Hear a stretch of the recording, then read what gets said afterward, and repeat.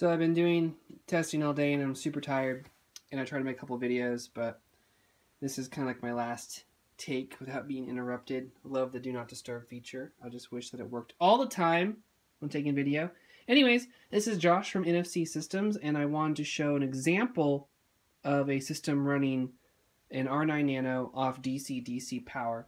I have a 35 watt CPU and M.2 SSD, 16 gigabytes of RAM at the stock voltages at 1300 megahertz-ish, a 11-inch long ribbon cable, a R9 Nano from VisionTech, a Voodoo 350 watt power supply, a Revision 2 250 watt DC-DC power supply converter from HDplex, my WhatsApp Pro to measure everything, and it's not going to show instantaneous pinking, which can reset the bricks, which is the whole reason that people are having trouble, according to some power users. But I can plug this into the computer and get all the graphs that I need. So, what are my findings after doing benchmarks all day? Well, first of all, I've been using the 285 ITX and the R9 390 Nitro 8 gigabytes as kind of references. I've tested multiple power adapters, including the Dell 330 watt, and I found that this setup might be stable enough for some power users to want to give it a try. That's not a recommendation. It's not an endorsement. It's not scientific. It's really just, if you were wondering and you wanted to tune and see what kind of power you can get into a small box of DC-DC power supplies, you might be able to do enough tweaking to get this thing running stably for your uses. If you want plug and play, obviously I don't recommend this card. I don't even know if I'd recommend the 970, to be honest, but people are having smashing success. My customers are having smashing success with it so far, so if you wanted to give the 970 a shot, go for it. Again, I recommend a stronger CPU and a weaker GPU, like a 260, or sorry, no, a 360, at least until Pascal or whatever AMD has up its sleeve comes out next. But I'm kind of getting off track. I just want to talk about this really quickly. So what are my findings?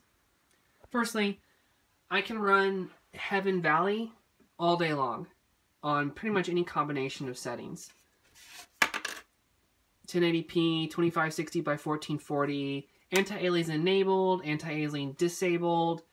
No matter really what I run, the R9 Nano seems to bench exceptionally well, and I get really great results. In fact, we're going to see the results in just 1 second here. But basically what I'm saying is the Valley benchmark doesn't bomb. Okay, so 1802, that's not my highest score of the day, but it's within bounds.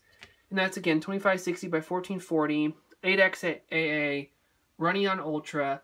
And what's kind of cool about this is my X99 system, the average of my benchmarks there was 1871 on X99.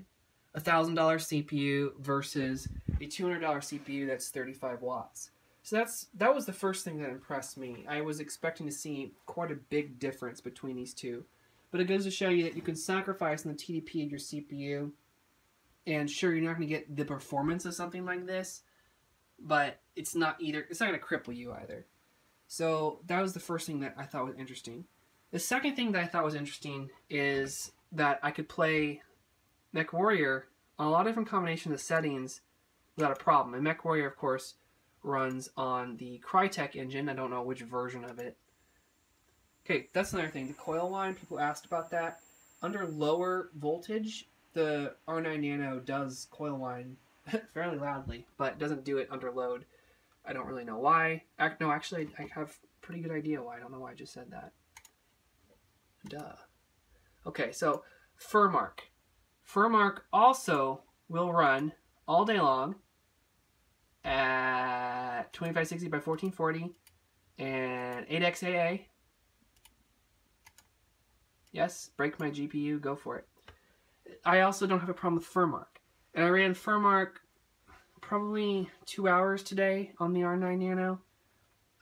Pretty long stretches at a time. The only reason I stopped was to swap out different things and try different settings, but it's been running on the highest settings you could run FirmArk at for quite a while today. But anyways, I'm not going to sit here and run this because it runs forever. But, okay, so here's where it gets iffy. And this is kind of what Ken X on the forums was saying before. And I can back him up on this. This is where it gets kind of weird. I can kind of come to conclusions why it does this, just like he does. But here it is. Turn off anti-aliasing.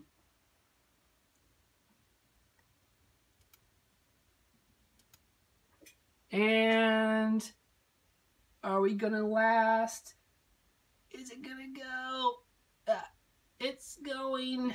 But the bottom line is, this is where things usually go wrong. Turning off anti-aliasing in FirmArk. You turn off anti-aliasing and the system can spike and reset. But here's what's really also super interesting to me.